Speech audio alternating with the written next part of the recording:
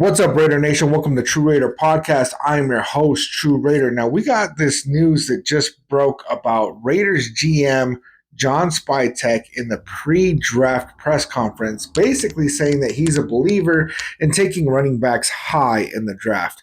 And really what he was saying is he doesn't understand how we got to this place of all of a sudden we don't see value in taking a running back high.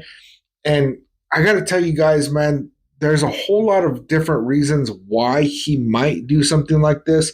The way that I really feel is that Ashton Genty is going to be a generational talent, right? If he's in the conversation with running backs like Barry Sanders and Emmitt Smith, and a lot of people want to say, oh, he's only 5'9". So were Barry Sanders and Emmitt Smith, right?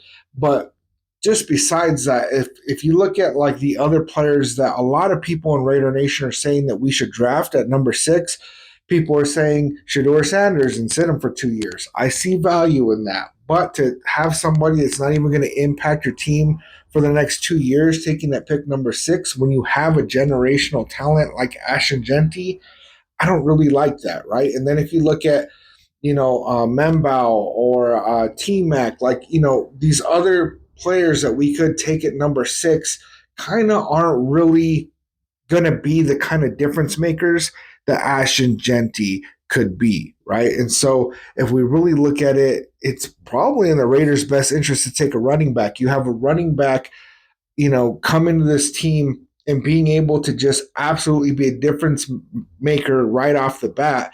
All of a sudden, Geno Smith's job just got easier, right? Our offensive line, people say, oh, well, maybe it's not good enough. We have a pretty good offensive line, but they got really bad ratings because we had Garner Minshew, Aiden O'Connell, and the awful running back room that we had. So, of course, our offensive line is going to look terrible, right? You take Andre James out of center, put Dylan Parham in there, and all of a sudden our offensive line is playing a lot better.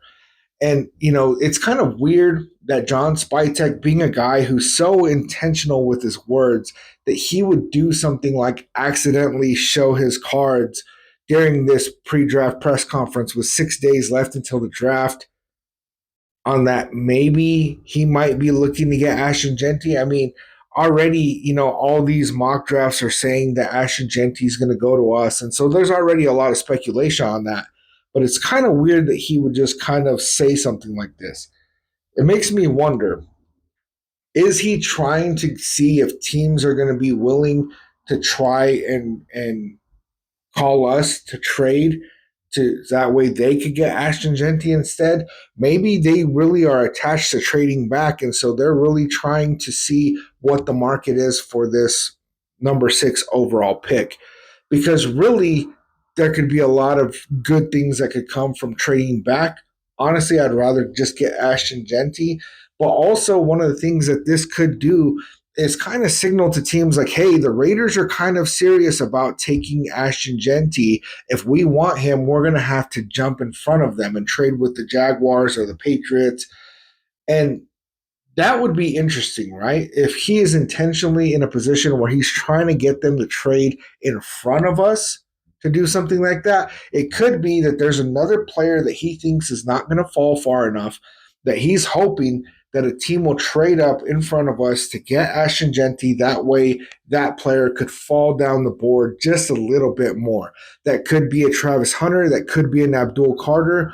And I'm not really sure what that could look like. And all I could do is give some speculation on that, right? But what I do know is that we got the draft coming up in about 6 days. And I got to tell you guys, I'm getting really excited because, normally there's like one player that I want and it doesn't happen, right? And this year, there's several players that if we get at number 6, I'm not going to be mad, right? I would love to get Ashton Genty, and that's going to be probably my number 1, right? If we end up with a Travis Hunter, I'm going to be excited. If we end up with an Abdul Carter, I'm going to be excited. If we end up with Mason Graham or Membao or T-Mac, I'm going to be happy with those picks, right? I'm not going to be as excited, but I'll still be happy with those picks. There's a lot of different options for us at number 6, and kind of I could see them just kind of putting some stuff out there in the universe. That way they could see what the value is of trading back. If we trade back and we pick up some extra capital. I could see that maybe they like Omarion Hampton and they don't want to choose him at number 6. And so they're thinking if we get to trade back a little bit, get an extra second or third round pick, get Omarion Hampton instead, and then be able to pick up a valuable player later on. I could definitely see that, man.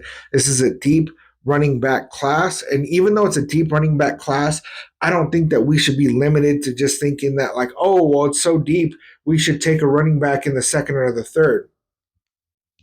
If you have such a deep running back class and you have one guy, Ashton Genty, who stands out far ahead of every other running back, it's kind of silly if we're in a position where he's available at number 6 and we don't end up taking him. I think that that's probably the best pick that we could make, honestly. Then we have him for the next 5 years. I say do it, man. You guys, you let me know what you think about this in the comments. Is this all a bunch of smoke, or is John Spytek up to something? You guys let me know. Like always, I love you, nation. I'll catch you on the next one.